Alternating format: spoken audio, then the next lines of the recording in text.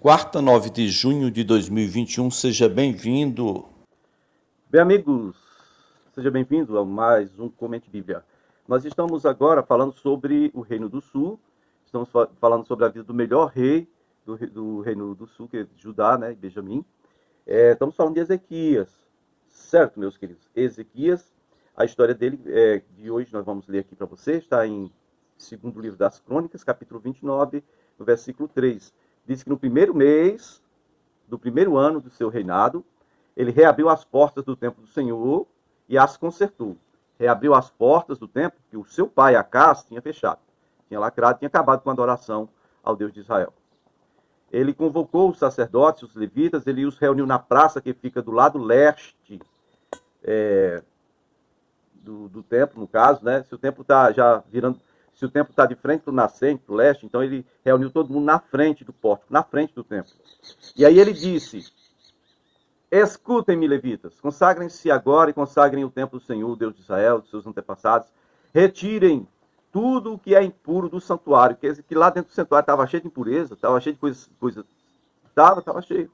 Quem tinha colocado lá? Pai dele, Acás.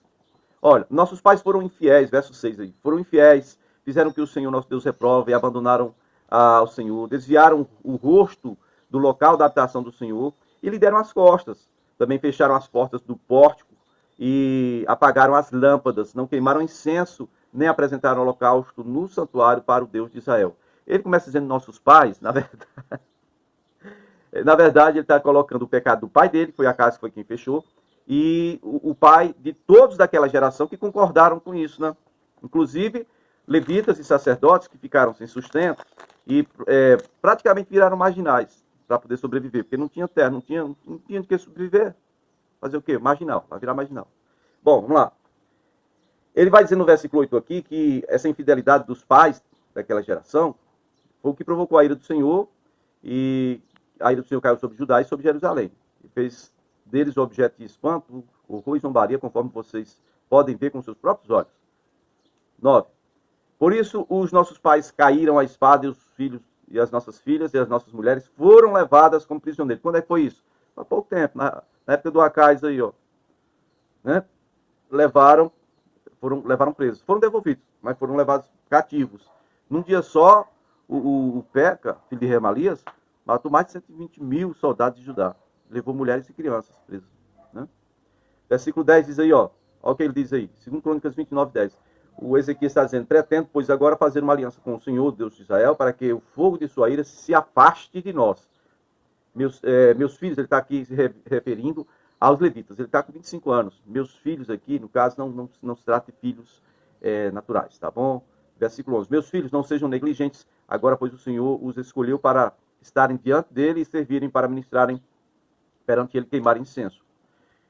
Então, estes levitas puseram-se a trabalhar dentre os descendentes de Coate e tal. E vai fazendo uma lista do versículo 12, aqui até o versículo 14, vai falando a lista dos levitas e sacerdotes que se consagraram para isso que o rei pretendia.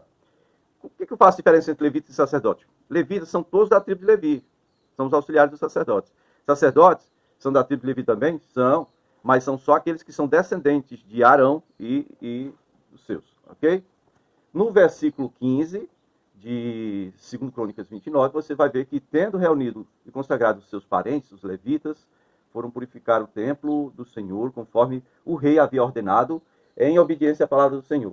Os sacerdotes entraram no santuário do Senhor para purificá-lo e trouxeram para o pátio do templo do Senhor todas as coisas impuras que lá havia. Opa!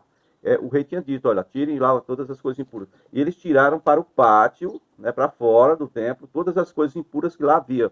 Eu queria realmente que tivesse descrito que coisas impuras são essas. Eu sei que uma abominação grande estava lá dentro. Né? Os levitas levaram todas essas coisas impuras para o Vale de Cedron. O Vale de Cedron aqui, que é bem pertinho do templo, né? É o local onde eles destruíam essas imagens. É perto do Getsemane.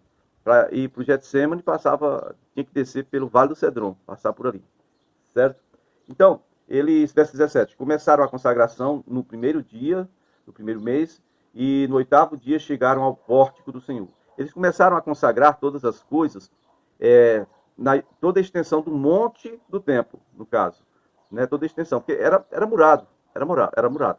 Então, tudo aquilo, passou do muro para dentro, é considerado o templo do Senhor.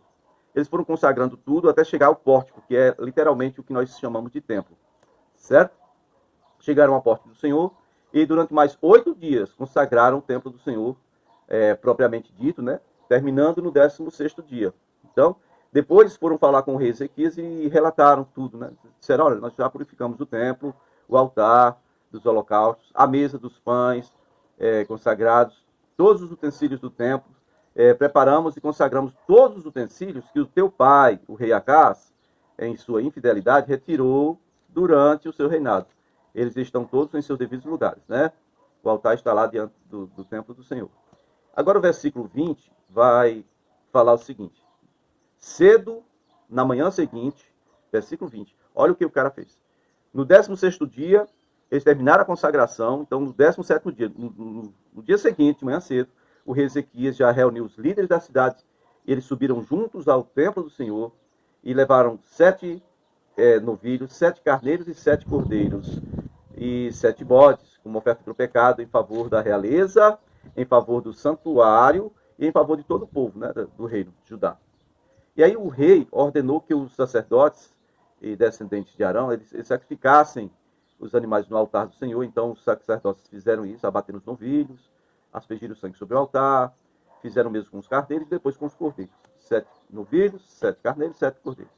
Depois os bodes, chegou a hora dos bodes, verso 23, os bodes para a oferta pelo pecado, todos, diz que foram levados para diante do rei e da assembleia, né, os líderes, junto com o rei ali, impuseram as mãos sobre eles, aquele negócio de impor as mãos, não é só impor as mãos, eles colocavam as mãos confessando os pecados, né? E olha, os bodes eram aqui oferta pelo pecado da congregação, do povo, de todo o povo de Israel.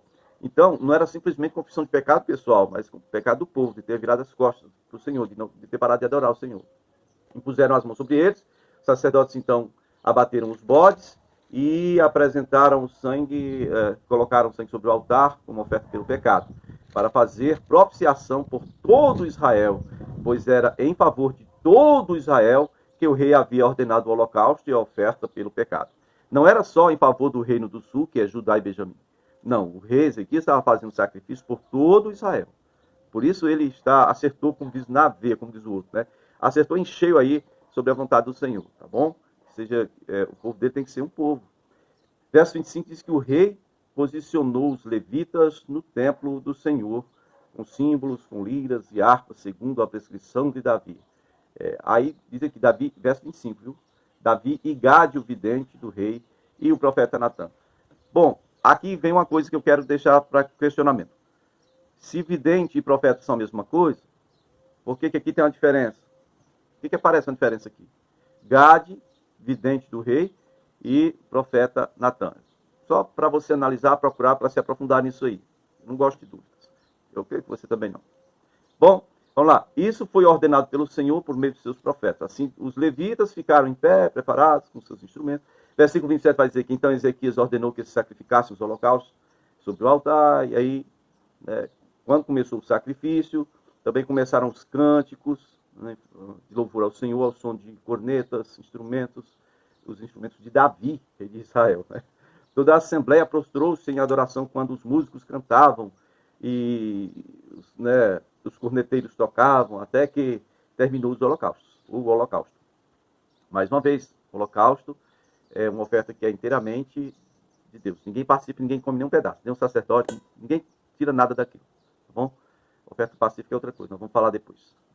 Vamos lá. Então o rei e todos os presentes ajoelharam-se e adoraram.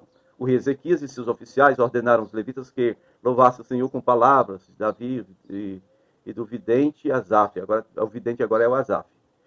Eu acho que o profeta é aquele que traz a palavra do Senhor para a nação inteira. O vidente aqui, vamos dizer assim, não é um profeta em si, mas é alguém que, mediante a adoração, no meio da adoração, ele tem visões.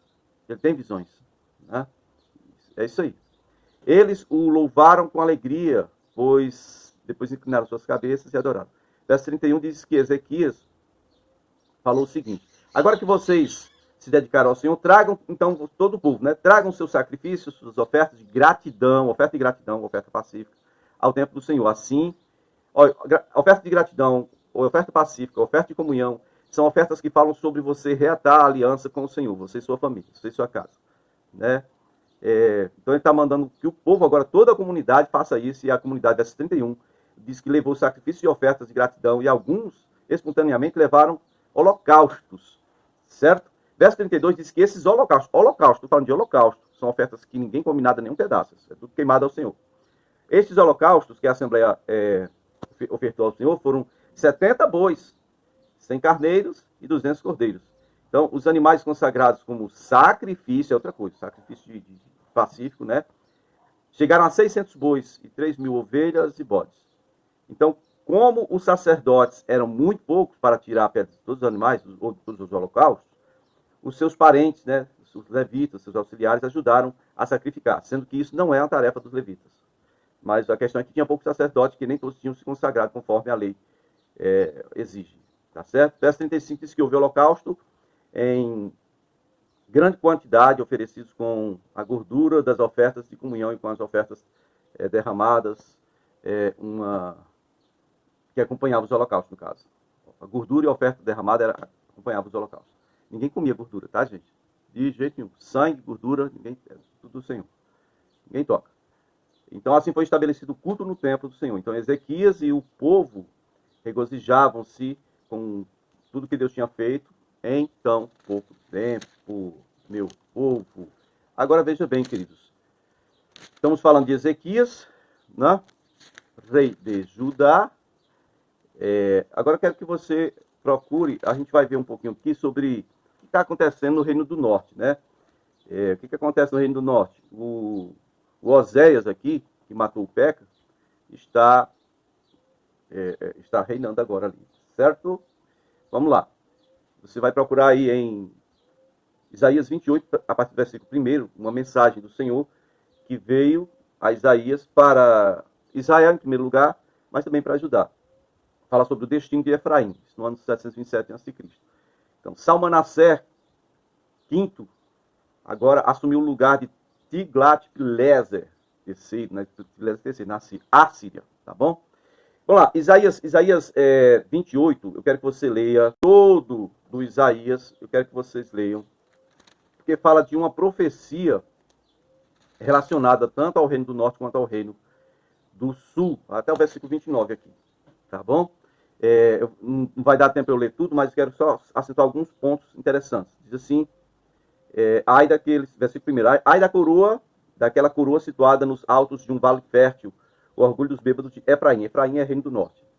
Ai de sua magnífica beleza, que agora é como uma flor murcha, ai dos que são dominados pelo vinho. Vejam, o Senhor envia alguém que é poderoso e forte como chuva de granizo e vento destruidor, como violento aguaceiro e tromba d'água que inundante, que lançará com força no chão, né? Então, a coroa orgulhosa dos bêbados de Efraim será pisoteada. A sua magnífica beleza, localizada na cabeça de um vale fértil, agora é uma flor que murcha. Ok? E você vai olhando aí sobre o Reino do Norte. Versículo 7, na parte final, diz assim: cambaleia o sacerdote e os profetas cambaleiam com eles por causa da bebida fermentada. Fermentado? Você veja, né? Tipo isso.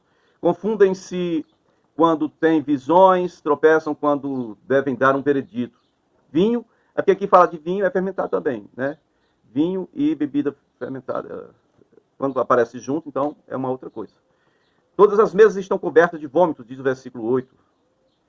E se você observar, no versículo 12, diz assim, ao 11, né? Pois bem, com lábios trôpegos e língua estranha, Deus falará a este povo, ao qual dissera, este é o lugar de descanso, deixem descansar o exausto, mas eles não quiseram ouvir. Por isso o Senhor lhes dirá, ordem sobre ordem, ordem sobre ordem, regras e mais regras, regras e mais regras. E eu quero que você leia agora esse texto até o fim, viu? Então, veja lá, Isaías, capítulo 28. Leia todo, por favor. Até o versículo 29. Continuamos amanhã nesse mesmo canal.